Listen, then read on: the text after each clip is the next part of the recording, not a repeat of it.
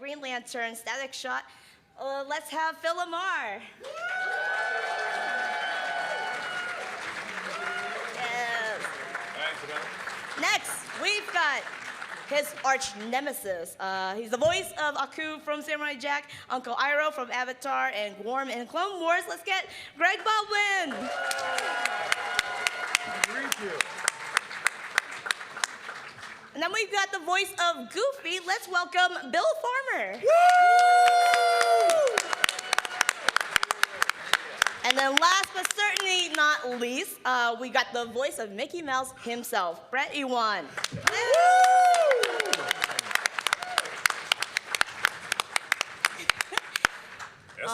There's no icon, that's a Yukon.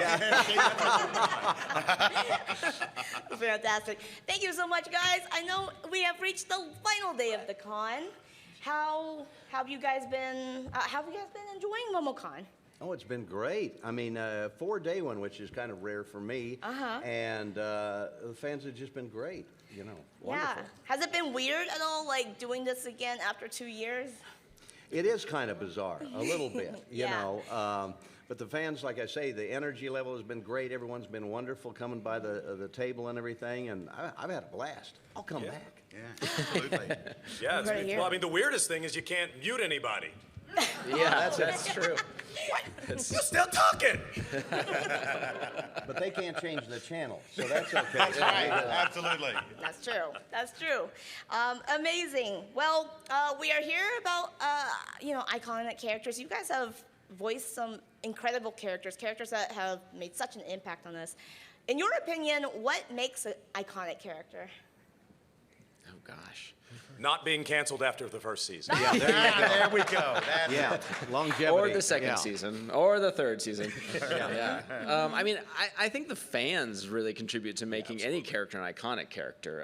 You know, we do our part, but it's really the life that extends far beyond the work we do that kind of defines what an iconic character is. You know, it's the timeless qualities, it's the fandom, it's the investment that people are willing to make with the characters.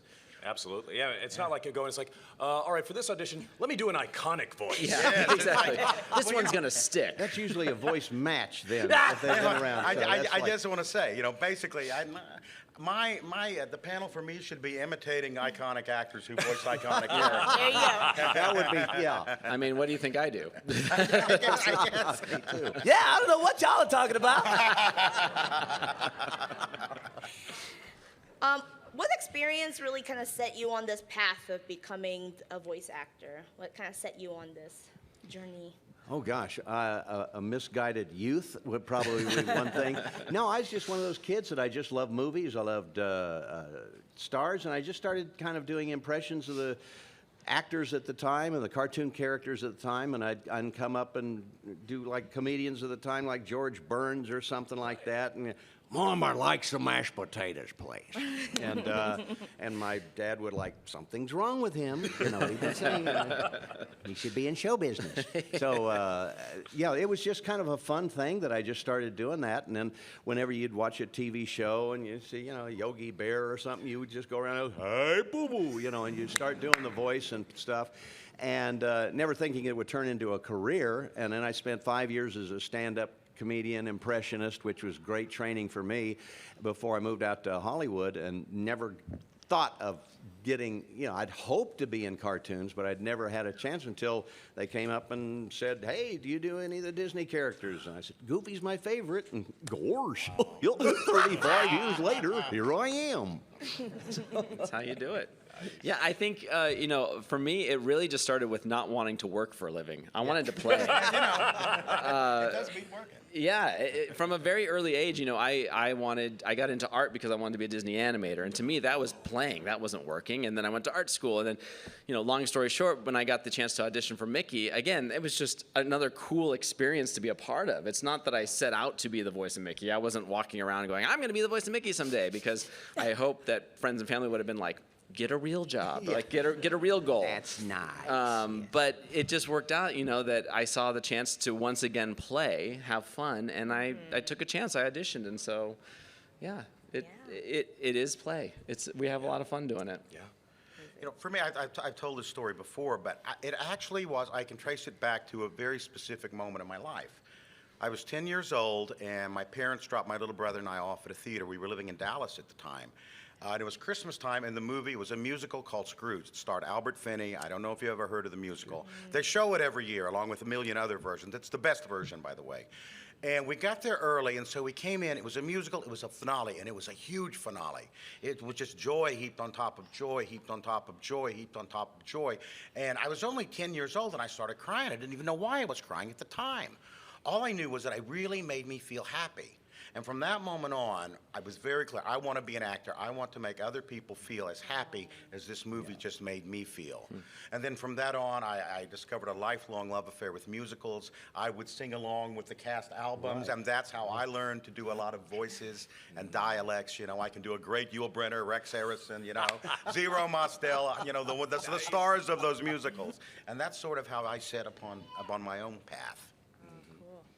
Well, it's funny because I never set out to be a voice actor. I did set out to be an actor, and to me, voice acting was always just one spoke in the wheel. You know, it was like there's voice acting, there's acting in a sitcom, there's acting in a movie, you know, on stage. It was all the same. I mean, to me, the job is always take this thing on the piece of paper and make it real for the people who are taking it in. Although, the funny thing is, my professional career started as a voice actor. But I didn't even realize that was a thing. Because, you know, back in the day, voice actor was not a job description. It was the thing Mel Blanc and those guys do. You know? So it wasn't like a goal. But a friend of my mother's from junior college went on and got a job at NBC and became head of children's programming. She actually is, she lives in Atlanta now, a woman named Phyllis Tucker Vinson, who for many years was the highest ranking black female executive in entertainment. And one year they were doing a cartoon with real kids, doing the kids' voices back in the 80s, which was a rarity. And she said, why don't you come audition for it? And so my first professional job, the job that got me my union card in junior year of high school, was the Mr. T cartoon. Really? That's awesome. Mr. T cartoon. That's amazing. You know? But I didn't think of it as, I'm a voice actor. It was just like, this is my summer job. Amazing. So we were talking about, you know, the last 2 years. During lockdown, did you develop any lockdown hobbies? How do you spend your time? Sleeping a lot. Yeah, No. eating too much. Yeah, eating too much. It's a little different because we've been recording from home. Home studios. That was kind of a unique experience. Now, my son's a professional drummer, so he had the microphones and the equipment, and he's also an audio engineer. Went to LA recording school, all this stuff. He's Pro Tools certified, so I didn't have to worry about anything. Even though I was an engineer in radio for a number of years, I didn't have to worry about levels and compression and all of that stuff. I had him, so I throw him a little money. I keep him employed, and we got to do all of our, like, last season of Amphibia, we did totally at my house, and we've done a lot of our Mickey and Donald and Goofy stuff from home. Yeah. And so it's actually nice. I don't want to go back to the studio. Because, you know, you walk down the hall to a bedroom that I've turned into a studio, and that's a lot easier than getting your car, driving to the studio. Got to go through the COVID stuff and, you know, and sterilize your mask in your face and all this kind of stuff. And it's just You'd rather have that 10-yard commute? That 10-yard commute. Yeah, with no pants. I don't have to wear pants. It makes it much easier. So I've gotten used to it. It's a little harder to go back to the studio now. Yeah. Must be nice. I converted a closet in my guest room into my little makeshift studio, and it had no air conditioning, and it had a window that the sun hit all day long. So I would get in there for a 45-minute session and bake my butt off. It was like, could not wait to open that door. So I went back to the studio, but yeah, other than eating, I guess hobbies I took on, I just, you know, I had lots of house projects that I caught up on. Yeah. That was fun. I've been doing a lot of drinking. I forgot to mention that. You know, I find that the last 2 years, that sort of helped me get through it. A little tea now and again. But no, it's the same difference. My wife and I moved. I was born in New Mexico, and we moved to New Mexico literally right before the pandemic. But thank God, prior to that, we had taken this moldy old one-car garage and had converted it to a studio apartment, and it took in a little closet and said, well, this will be where I'll do my auditions, and I can send them to L.A., and I can fly to L.A. for the gigs. Then it became very clear that I was not going to be flying to L.A. for any gigs anytime soon. So it's the same deal. We had to really upgrade to get the exact right equipment. Fortunately, I knew an engineer from Disney that could tell me this is the bottom line of what you need. And so now I walk outside and it's way better. Nice. Amazing. What about you, Phil? Actually, it's been a huge swell because there was a period where all of Hollywood shut down except for animation. Right. That's right. true. Because they took all the animators, sent them home, email us your drawings. Yeah. And same thing with the voices. All right, say these lines, send it to us. You can't do that with a feature film. No, it's like, all right, Tom Cruise, shoot your close-ups and then text them to us. In the jet, nonetheless. Yeah. Amazing. This question is for Bill. So sometimes you mentioned that sometimes, just to troll some of the guests there, that you'll actually pop out the Goofy voice randomly and have kids where is he? Oh yeah, it's so weird, especially with young kids, because people in there, this is Bill Farmer, he's Goofy. And no, this is some weird old man that's talking like a cartoon. No, but if I tell them I can talk like Goofy, would you like me to talk like Goofy? They think, yeah, of course.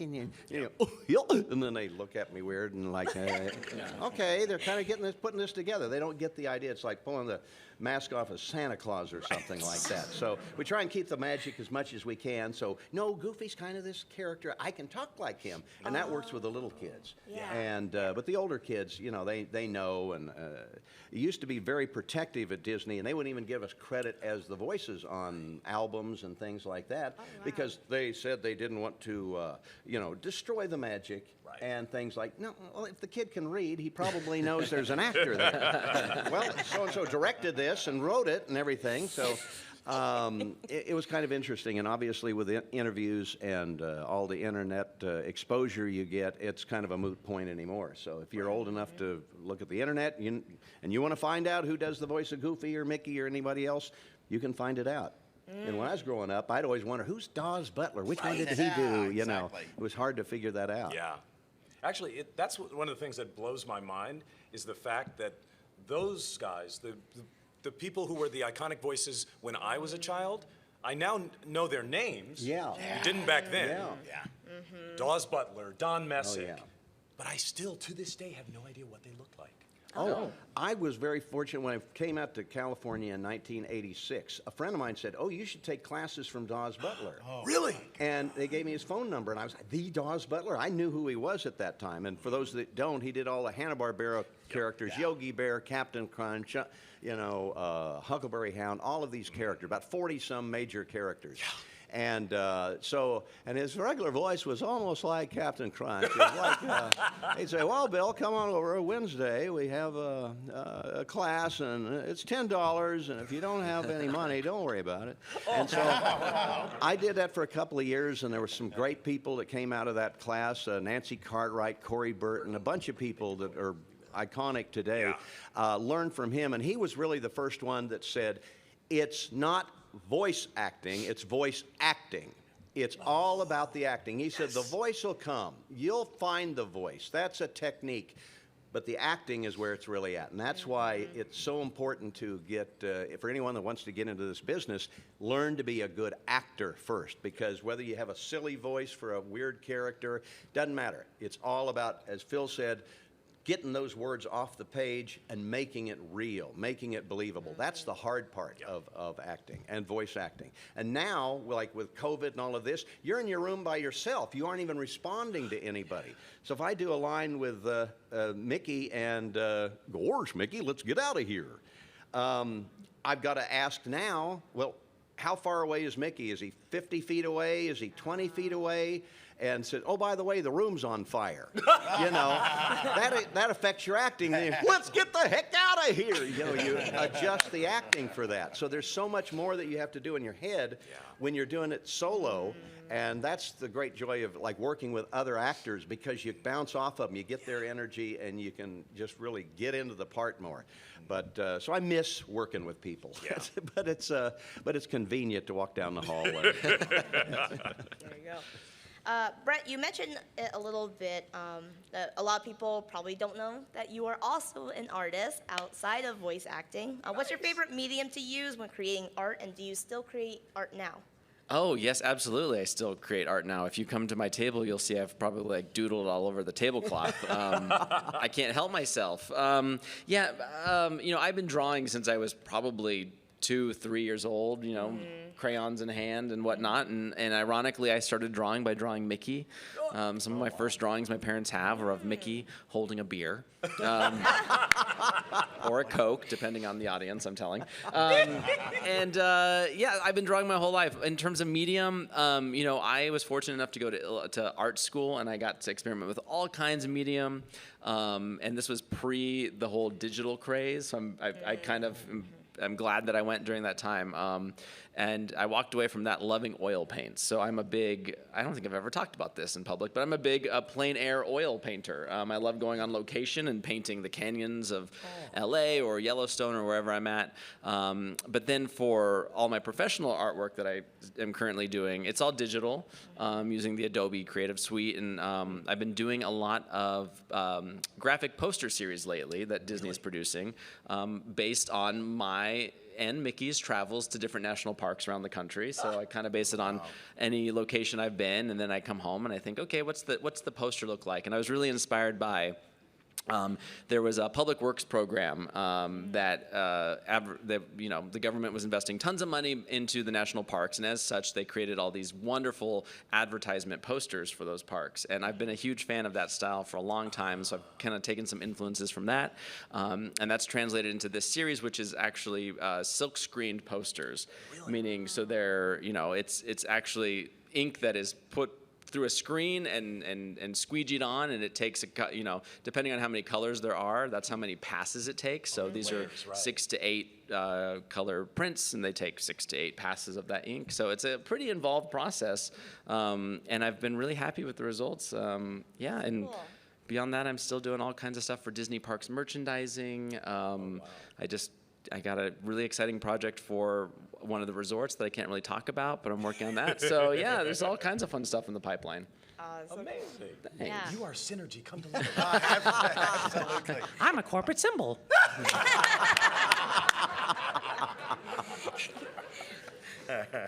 Phil, this question is for you. As an Asian American, I always liked that when you voiced Samurai Jack, you weren't like using the strong stereotypical Asian accent as a crutch, which I find some people do. Can you tell us a little bit more about the inspiration for finding Samurai Jack's voice? What was that process like? Well, I mean, obviously, the decision to use the voice that I brought was by, you know, the creators, the producers, Gendy Tartakovsky. I think, you know, they wanted to set the character's origin in ancient Japan, and even though the thing is, you know, thousands of years in the future, so it's like, is he speaking English? Is he speaking Japanese? They wanted to hold on to a sense of his origin.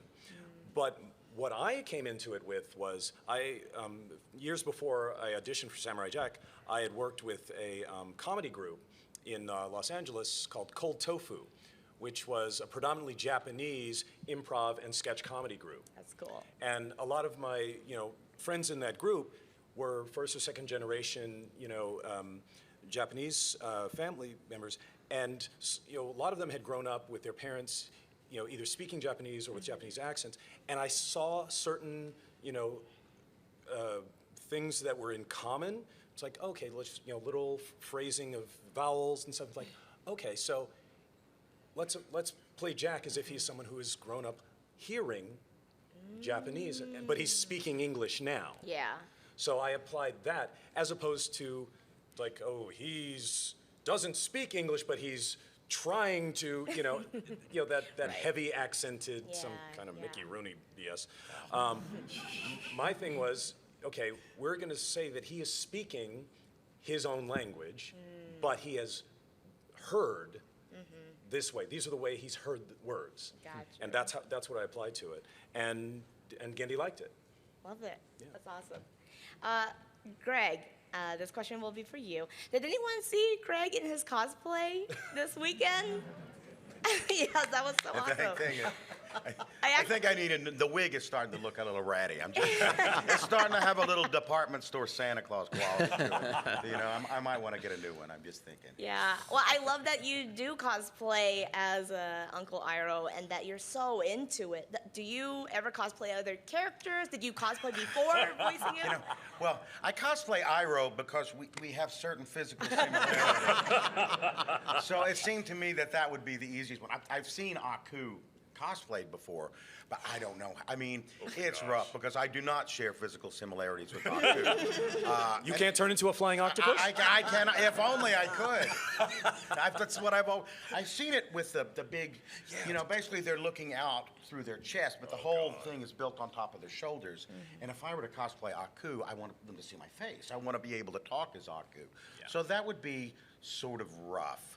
I voiced a character in Ghost of Tsushima called Gyozin, the Blind Storyteller. That's right. That's something that I might at some point consider cosplaying, because I think that's something I could probably pull off. Yeah.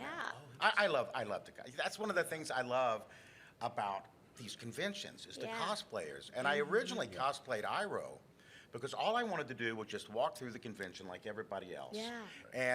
And what happened, what I wanted to happen happened the very first time. Because I'm walking through the hall and somebody goes, "Hey man, your cosplay is on point, Uncle Iroh." And I go, "Oh, I thank you very much, my friend." And from behind me I hear, "Crap, I think that really is Uncle Iroh." And I'm like, "Oh, my work here is done, my friend. My work here is done."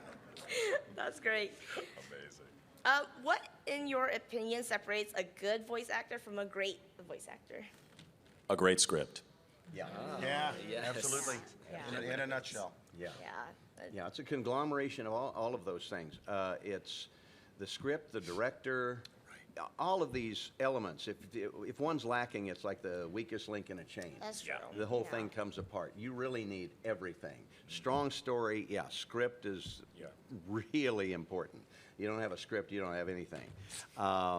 And great acting can certainly bring a mediocre script better, but you need all of it to have a great voice actor. It seems to be able to pick and get picked for some great roles that just lend themselves to that. And so, it helps to have good writers behind you.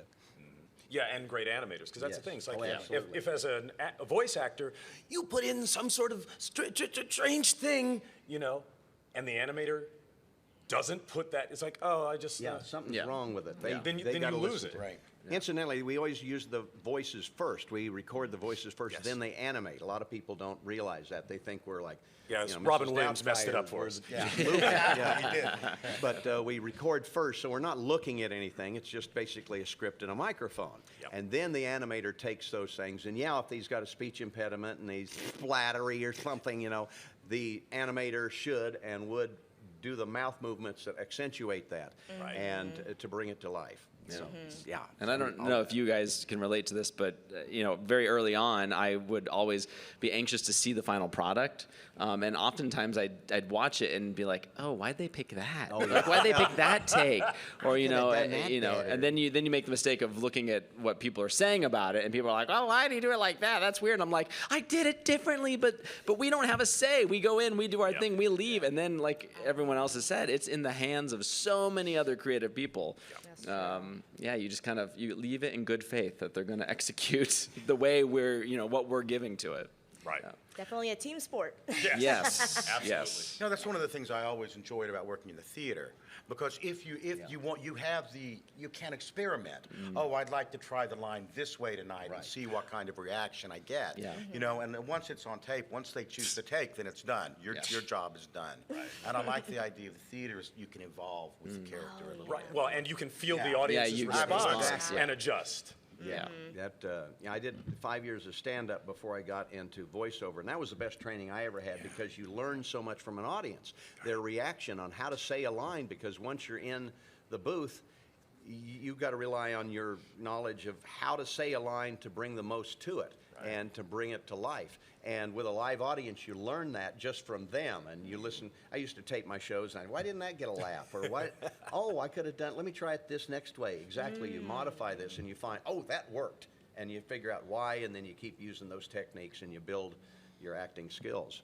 Well, and I think that's one of the things about any sort of art as you build. Yeah. You have the experience, and then you create your own internal gauge. You know? Right. Yeah. You know, like, okay, if you do comedy in front of an audience enough, you can build an audience in your head. Right. It's like, well, because, I mean, certainly if you're doing comedy on a movie set where the crew's not allowed to laugh, Right. you have to figure out, okay, this will be funnier if I go like that. Yeah. You know? But yeah, I mean, overall, part of what makes this work is the work you do when you're starting out. Right. You learn what works, you learn what doesn't, and then you can bring that to Right. the jobs that come after. Yeah. Exactly. And hopefully you don't have a director who makes you do the wrong thing. The wrong choice. And hopefully you have a director who hits the talkback button when he does approve of something instead of Yeah, the so that's silence great, behind the let's move glass. on. Okay, You see them all take- talking and you're like, was it good or bad? I can't tell. And they're like, you're like, what are they saying? You can't hear until he hits the talkback button. Drives me crazy. Well, I'm going to do one more question, and then we're going to open it up to audience Q&A. Aya, you want to stand up? Aya will be at the mic here. Just start lining up here, and we'll get to you. But as people are lining up, since we are at a con, what kind of nerdy things are you personally into? What part of the things are what? What kind of nerdy nerdy things? What nerdy things? Oh God, I was a science nerd as a kid. I saw the movie. One of my favorite Disney movies was Absent-Minded Professor. I tried to make flubber in my chemistry set. Never worked. Never worked. But I also was a background. I had a background as electronics, and so I was a chief engineer at some radio stations as well as an on-air personality. I used to make Tesla coils and things like that because I love the old monster movies, Frankenstein stuff. So I wanted to make, and so I've had Halloween parties at my house, and would try and zap Frankenstein, and then I had Frankenstein rigged up. So at midnight, always, let's try it again, and all this lightning, and then go, so I had a thing hooked up for that. So that's the kind of weird nerdy stuff that I do. I love it. Well, I'm a comic book nerd, which is actually one of the main reasons I started coming to cons. It wasn't like, oh, I want people to tell me they like my stuff. Like, no, I want to meet John Byrne and George Perez. Although it's funny because that nerdiness sort of came into the work, like when we were doing the Justice League cartoon. It's like, oh wow, I'm now part of the DC universe. But sometimes, they have a guest actor come in to play, some, less well-known superhero. Like, so, wait, who is this Green Lantern Kilowog? It's like, and usually I could just like reach in my bag, like, hold on, I just came back from the comic book store. Here's what he looks like. So I was the R&D department for the Justice League. That's awesome. I guess the nerdy thing that I'm into is musicals. I've been into musicals since I was a kid. I know a lot. I know like the history of musical. I'm sort of an amateur lyricist. Musicals have always just spoken to me, always, even now. I think more than, and I like most kinds of music, with the possible exception of electronic dance music. Then maybe not that, but I just love musicals. I love the fact that they take you on so many different journeys, And a story was Stephen Sondheim, who wrote Pacific Overtures, which was the musical. It's why I can do an impression of Mako, is because I would listen to this musical over and over and over again. Albert Finney, the actor in Scrooge, had died. And I came in one morning to my wife crying and said, oh man, Albert Finney died and he was so instrumental in my life. I wish I had just sent him a note. He probably never would have seen it, but I wanted, for my own edification, to thank him for what he gave to me. And my wife said, well, yeah, Albert Finney's dead, but you know what? Stephen Sondheim is still alive. You should write him a letter, Greg. And so I did. I wrote him a letter saying, you wrote this Pacific Overtures. You have no idea what it meant to me. There's actually a lyric from Pacific Overtures called, it's the ripple, not the stream. And I say, Mr. Sondheim, I am one of those ripples. You don't even know I exist, but this is what you did for me. And I thought I would never hear from him again. And about 3 weeks later, sure enough, I said, what the hell is this? From Stephen Sondheim, a handwritten letter saying, Greg, thank you so much. I'm glad the show had such a salubrious effect on your life. And first of all, what does salubrious mean? Okay, that's good. And I realized, okay, this is definitely Stephen Sondheim. Because only Stephen Sondheim is going to say salubrious. So yeah, that is my heavy geeky thing. That's music. Amazing. I love that. For me, it's really my first geekiness was Disney. Kind of similar to Phil there. I'm the guy behind the microphone that they'll say, well, I think there was this one cartoon where Mickey did this, and I'm like, yes, Society Dog Show from 1937, and it was actually this, and they're like, wow, you really know your stuff. You don't just talk like Mickey. I'm like, oh no. Let's go to, you want to have a Walt-off? Like, I'll give you some Disney facts. And then my other nerddom is anything to do with the Wild West. I love the Old West, whether it's ghost towns or Wild West Western movies or restoring things in the Wild West. I have a chuck wagon that I rebuilt. I have a steam locomotive I'm working on now, so I'm big into that stuff. I mean, if I could just get on a horse and ride, I would. Actually, that's how I'm leaving the panel today. All right. That I would have seen. outside. Yeah. All right, let's have our first audience question. Yeah, it's a great honor to see you all here. Yeah, I was wondering, what do you guys consider your more obscure roles out there? The kind that you don't feel too many people talk about. Oh, gosh. Obscure things? How about you tell the eggs? Oh, yeah, okay. I love doing very obscure voices. I've done a lot of ADR for movies, like in Toy Story and Beauty and the Beast and Bugs Life, Monsters, Inc., stuff like that. And probably the most obscure thing, which I really take great pride in, I don't know why, it's stupid, is in Beauty and the Beast. And we did a lot of the villagers attacking the castle in a loop group and everything. But I got to, in the scene where Gaston is singing about decorating with antlers and all of this kind of stuff, he throws 3 eggs up in the air and they go, look, look, look. And that's me. That's me. I'm eggs. I have eggs on my resume. Yes. The omelet is me. Yes. Special skills. So I'm very proud of that particular thing. My career obviously centers around Mickey, but I guess one of the more obscure things I've done as Mickey is the television show The Middle had an episode where the family came to Disney World, and I got called into the recording session to do one line for when they left Disney World at the end of the episode and they walked through the gates. Mickey said, "So long, see you real soon." And that was it. And that does not happen when you leave the Magic Kingdom, but it did in the episode. And I'm thankful because I still get a residual check from The Middle. So, yeah. Have you talked to Greg Sipes? Greg recurred on The Middle, too. Oh, really? No, I haven't put that together before. Okay. The most obscure thing, and it had nothing to do with actually voice acting, but it did have to do with the entertainment industry. For 20 years, I worked for Disney in business and legal affairs. What? As a screen credits administrator. And I did on all of the Marvel movies, all of Phase 2, from Iron Man 3 up to Ant-Man, the credits, I did those credits. What? Wow. Those are mine. And here's the thing: if you look at, I think it's Age of Ultron, and this is something don't tell Disney. they can't lay me off anymore. Not anymore.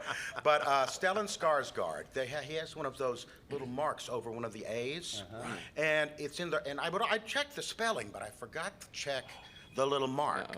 And the little mark is where it's supposed to be in the main titles, which is good, and that was contractual. But if you look at the end crawl for Avengers Age of Ultron, that little circle is in the wrong place. I'd say that counts as obscure. That's very That's obscure. obscure, yeah. Wow. Yeah. I mean, actually, it's funny because most of the obscure stuff, I don't remember. Yeah. Although I'd say the most obscure thing that I do remember is probably that first gig of mine, playing Woody Daniels on the Mr. T cartoon, which was basically some weird ripoff of Scooby-Doo, where Mr. T was the coach of a gymnastics team that travels around solving mysteries. You know, like gymnastics teams do. But yeah, I played Woody. And it's funny because I wasn't doing a voice, I was 16. So I was just doing me. It's like, G-A-O-L. That's how they spelled jail in the old days. Well, yeah, that's obscure. That's not streaming anywhere. Thank you for your Yes. question. Next audience question. Okay, so Phil. Okay, so not many people know this, but obviously, Fillmore, I think you started off at the Groundlings, I think. You started with the Groundlings, you did Mad TV, a widely successful show, and then you went on to voice acting. So did any of your training from the Groundlings and or Mad TV help you out in voice acting in any way? And if so, what characters did you do from Groundlings and or Mad TV did you do that you used for voice acting? Oh, that's interesting. Well, no, there's definitely, I'd say, a big crossover between sketch and improv training and voice acting. Because in improv, you're taught to figure out how to make a choice immediately and right away. And with voice acting, you're handed a script. Sometimes you don't even get it ahead of time. And you have to make a choice and commit to it immediately, without 2 weeks of rehearsal and blocking and wardrobe. You've got to just jump into it. But also with sketch comedy, you're doing multiple characters, in every show. Although you do have wigs. But the idea that you can find the different aspects of yourself, like, okay, this is like the dumb me, and this is the angry me, that lends itself to, when you have a voice audition, okay, this is the description of this character. If that was me, I would sound like this, a lot of times you have the way Milton Berle used to have all of his jokes numbered. Yeah. For sketch comedy, you have your characters sort of, on a Rolodex in your head. Interesting. Awesome. Thank you. Well, thank you very Thank much. you. Thank you. And I could hear him so well through that. Yes, That's what I was thinking too. I was like, you. wow, you really enunciated. Good projection. That, yeah. Well, I'm also an actor myself. Hey. That helps. Thespian, I see. Yes, I am. Nice. Great. Hi, this question is for Bill. I just wanted to ask about your general experience on working on the Sam and Max video game and just how you worked through finding his voice because you didn't have like a previous actor that you could have a jumping off point with using your voice for him. So I just want to know what your experience was. I did that. That was an old LucasArts game back in the day, probably the mid '90s, I would say. Wow. And it was called Sam and Max Hit the Road. So they'd never, but the direction in the audition was he's kind of a Sam Spade, which is kind of a Humphrey Bogart sort of thing. And but he kind of had, for some reason, the comedy that the script had was kind of like maybe something the way that Johnny Carson would say.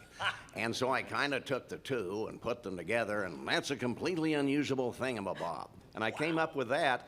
And so a lot of times a character comes about by mixing two impressions together. And that worked out well for that. And or Steve Purcell created Sam and Max, and the writing there, that was just, I was just beyond myself doing the lines. I was laughing at myself, and oh God, that's good writing. But yeah, the writing on that was wonderful, and but that's unusual. Video games are kind of weird in that they aren't linear quite often. A script like we do a Mickey Mouse Clubhouse thing, it's page 1 through page 40 or whatever, and we do it linearly. Games can be like hundreds and hundreds, if not thousands of lines that are independent of each other, and you don't know why you're saying, that's a lot of cheese whiz, you don't know why, and you just put your best take on it, and hopefully that works, and they'll adjust it later on if they like, or you do 5 or 6 takes. That's a lot of cheese whiz. That's a lot of cheese whiz. And you do it different ways, and that third one's great, and we'll move on. So, but that was a lot of fun. I'd love to do that, but then they moved the TV series to Canada and went non-union, so I was out of a job. So. Well, thank you so much. I really appreciate you. Great question. That's amazing. All right. Hello. My question is for Phil. I don't know if you're Phil Lamar. Hi. I'm not sure if you're allowed to do this, but I want to know if you can give us your Green Lantern oath, because that is literally like my favorite thing you've ever done. You're my favorite Lantern, and it's just amazing. I just wasn't sure if you're allowed to do that here. Are there any Warner Brothers executives? Raise your hand if you are. No one's watching. No. Well, it's funny because in the Justice League cartoon, I remember as a comic book geek asking them, it's like, you guys never have him charge his ring? And they're like, yeah, because in a comic book, you can just draw one panel and then just, have that whole oath in one bubble. But if you were to do that in a cartoon, it would basically have to be us watching somebody charge their phone for a minute and a half. And nobody wants that in a cartoon. So they said, we're not doing the oath until we can find a dramatic reason for the oath. And there was one episode where, the Guardians of Oa were, their planet was being destroyed by the Manhunters, and they said, okay, now he's gonna do the oath in order to save the planet of Oa. So, Jon Stewart is there with his ring, and he's got to absorb all of the green energy. In brightest day, in blackest night, no evil shall escape my sight. Let those who worship evil's might beware my power. Green Lantern's light!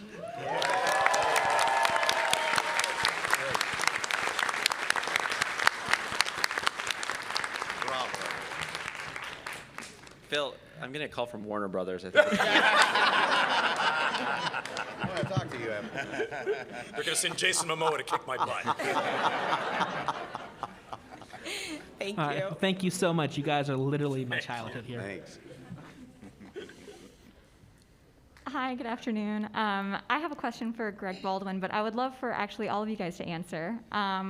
Did you have a particular episode, scene, or line that you had the most fun with? Something that just really cracked you up, that you found a lot of joy in? I'd love to hear about it. I think the funniest line I ever got to deliver was on Samurai Jack. And I just love that line where Aku says, kids, you try to raise them right, and then they run off with your sworn enemy. And that's a funny line, That's a funny line. Made me laugh. Right. Let's see. Let's see. Iconic lines and everything that I had the most fun with. Most of them are on the cutting room floor. That didn't make it in the movie. Well, even if it's a take they didn't use, what was something that you just really loved that you just I love the way it cracked came out in a Goofy movie. I had that line that I had to do over and over and over and over again, and I had to say, how many cups of sugar does it take to get to the moon? And I had to do that like 20-some times, and I think they took take number 2, But I love the way that came out. I love that scene. Gosh, that's a tough question. I'm trying to think. We recently worked on a project that I'm unfortunately unable to talk about, which was pretty cool, and I think when it comes out, you're going to love it. How's that for a vague answer?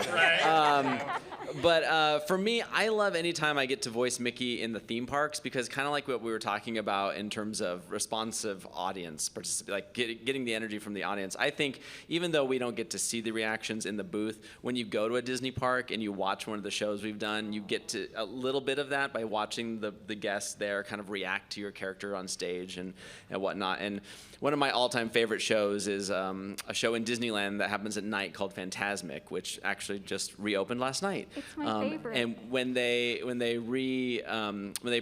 decided to, enhance it, back in 2017, I think, I had the chance to re-record all of Wayne Allwine's iconic lines, which is kind of like you were saying, Greg. That's how I learned to do Mickey, was just listening to these soundtracks and impersonating all the characters, and Mickey just kind of stuck. So I think for me, that's probably my favorite project I've gotten to work on, and my favorite line being, "Some imagination, huh?" which is the finale of the show. So. It's a great show. Yeah. It's great. Yeah. I can't really. It's funny because, I don't know, this is probably leftover from my sketch days, but I enjoy other people's work more than my own. Because, so many times when you're watching your scene or your movie or whatever, all you can think about is, oh, my feet were hurting so much when I did that. So you can't enjoy. But I mean, there's a Futurama line, but it's actually one of Bender's lines, because my character Hermes is about to jump off of the Planet Express building. And Bender goes, do a flip! And I just think that's hilarious. Well, thanks so much. You're all a treasure. It's been a pleasure to talk to you.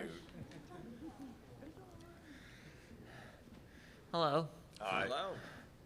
I've been practicing acting my time at home, and I've been wondering about voice acting.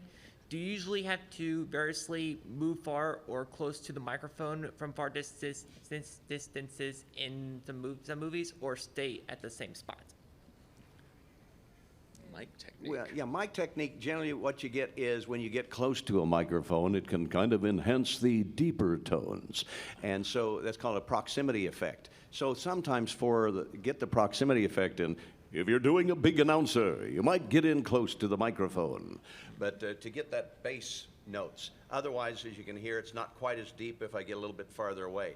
But generally, 8 to 12 inches away from a microphone, you usually have a pop screen, and the engineer puts it to where he likes it, and just don't move it. They learn long, I know, with me, you get a physicality with some characters, and with Goofy, I always see him in my mind as slumping. And so they'll put the microphone like right here, and then I start going like this, and then they kind of come in and put the microphone down a little bit. So then now they anticipate it, and they know I'm going to do that, so they figured that out. But yeah, there's physicalities. The main thing is, and some on TV actors are in, live actors, as we call them, face actors. Yeah. When we, sometimes they'll act to you, and they'll kind of turn off, and they'll act right to you. Oh, get back on mic. You're off Okay, axis. stay this way. So this is your character you're talking to. So if you keep that in mind, you're talking to that, not to him. Even though you're really talking to him, you talk like this. That's just a little technique that actors learn after a while. Absolutely. Thank you. Thank you. I just thought of singing in the rain when she's having to talk to the bush. Teaching classes? Hello. You need to be. Hey. Hi. My question is, if one of your iconic characters starred in a spinoff, what would it be about? Ooh, a spin-off. Let's see. Well, I for one, I would love to find out how young Iroh became old Iroh. Because clearly, I think he probably goes on a journey that's very similar to the journey that Zuko goes on.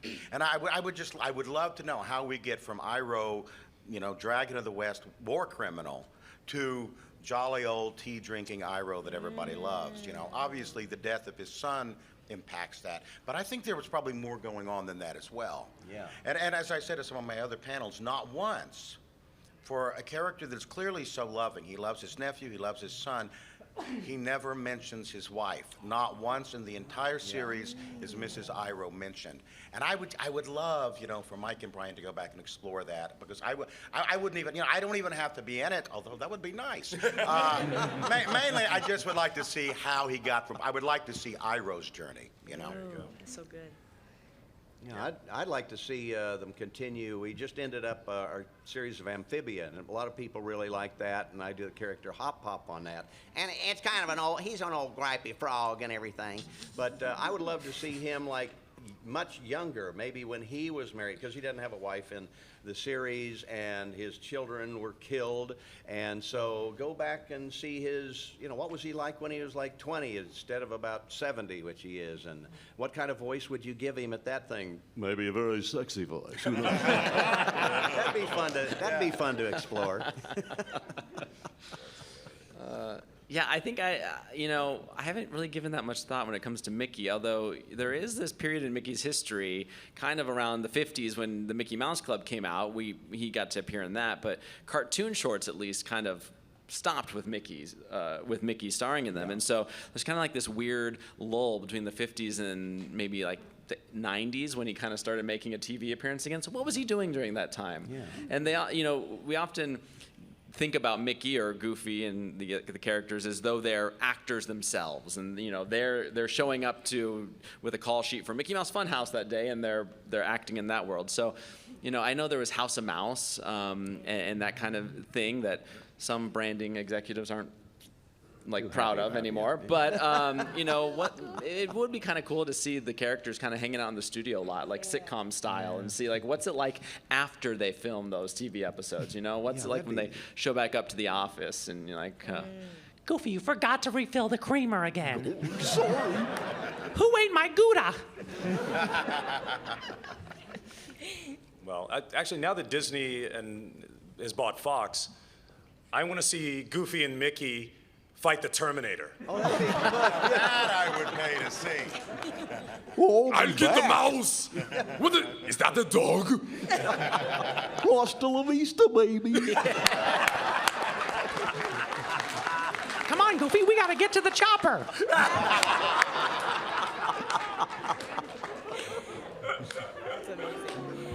All right, we have 10 minutes left, so we're going to try to get through everyone. Thank you so much. Hello. I just wanted to say for Uncle Iro, thank you for replacing Mako. It was really sad when he passed away. And thank you, Bill, for voicing one of the best dads ever and being a bit better healer than Donald. And I'm sticking by it. I'm sorry. He is. And thank you for voicing Mickey in the recent cartoons that have been memeable now, because Mickey now has a personality, and it's great. And for Phil, thank you for voicing these thank you for voicing Jon Stewart and Static Shock, these awesome characters who just happen to be black. And what I wanted to ask was, how does it feel to be part of the MCU? Because you were on the you were a train passenger in Spider-Man 2. Yeah. Yeah, well, I mean, like I said, old school comic book guy, I was so happy to be there. I actually auditioned for Spider-Man 2, the Sam Raimi directed years ago. I auditioned for the part that Hal Sparks got of the guy in the elevator with Spider-Man. Hey, nice costume. Didn't get it.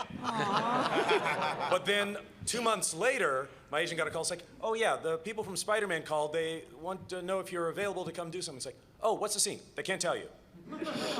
What's the part? They won't tell you. Can they show us a script? No. Do you want to do it? I'm like, all right, ask them this. Will I be working directly with Sam Raimi? That's all I need to know. It's like, yes, I'm there. Thank you. Thank you. Hey, so my question's for all four of you. So besides the necessity of being an actor, learning the skills of acting during these voice performances, what is your personal and distinct ways of finding out your voice range? For example, do you find yourself talking to yourself and thinking, okay, so I wonder if I can do voice A, B, or C, or is there do you have a distinct exercise for that? Well, I don't know about you guys, but especially when you're doing, I mean, Brett, you were saying, seeing the finished effect. Until a cartoon is finished, I have a hard time, finding the voice again. Wait, okay, let's go back to these lines. Of course, they always have reference. They have recordings, 'cause thank God we're voice actors. They record everything we do. But a lot of times, I'll have what I call a pitch pipe line. I don't know if everybody's ever been with a singer where they have that little thing called a pitch pipe where you play a note and that's the note you start your song on. But for me, sometimes there'll be a line that I can say, keep in my head, and okay, that's where I put the placement of the voice. For instance, when I was doing Ozzy and Drix, I would take a line from one of Chris Rock's comedy bits, and that helped me lock into his voice. Every man's got to make a decision. So I would say that, and then I'm like, all right, now I can do Osmosis Jones. I find that my own methodology, when I get a script and I look at the character, I always say to myself, what would this line sound like if it was spoken by Mako Iwamatsu. That's pretty much how I approach every single character, you know. Every single character, what would it sound like if Mako said the line? And it seems to be working. So, you know? I started teaching voice actors many years ago, and I figured, okay, what do I do? I have to kind of figure out some way to tell someone else how to do a voice. And I broke it down into what I call a SAT theory. Like, it's situation, articulation, and tone. Tone's what your throat does. If you do kind of a gravelly voice, and let's say I talk like this, and that's my regular voice, but in a low tone. Then the articulation is what your tongue does. It's the accent, it's the way he talks. So if I take that particular tone and I put on some sort of an English accent, it's that kind of a character. I could take the same tone, a deep tone, put on a Western accent, and I got a character like this. Now, if I do a high tone and like a nasal thing, almost like Bugs Bunny, but if I do, and you know, I put on some sort of an English accent, I got a different English accent or a different Western accent. I could be like this kind of a thing, and he could. You got different voices. So, and the S is situation. That's the acting. That's who are you talking to? Why are you talking to them? What's the emotion of the scene? What are you trying to get out of that scene? So what kind of emotions have to go into that acting? It's like the goofy, the room's on fire. It affects how you're acting. So those three things is how I attack a character and come up with a voice for it. You know, you all gonna walk out of here with a diploma in voice just from hearing that. It's so true, and I've had Bill teach me that before, and it's absolutely perfect. It's genius.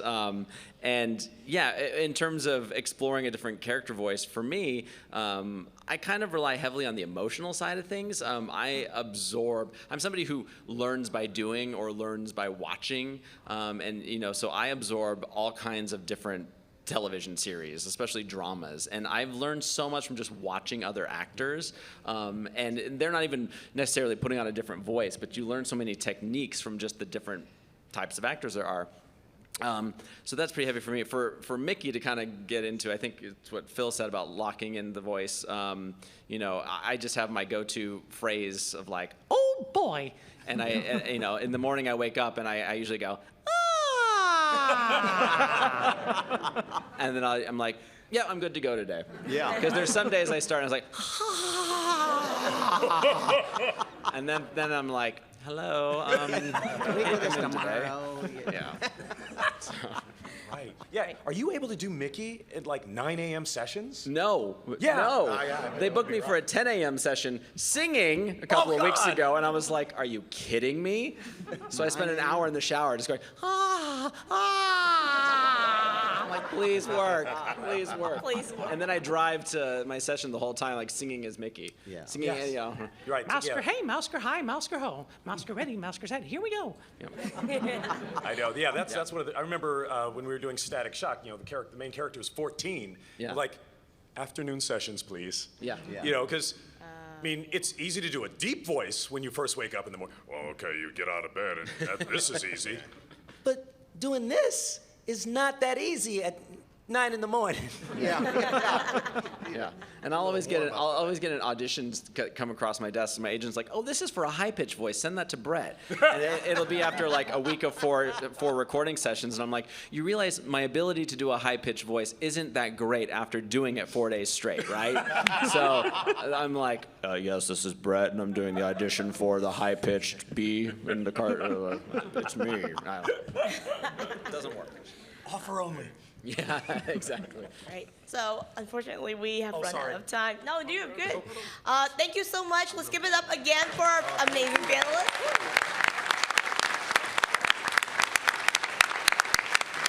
And if you want more time with them, please check out the Walk of Fame schedule and see them down there. Yeah. Thank you so much.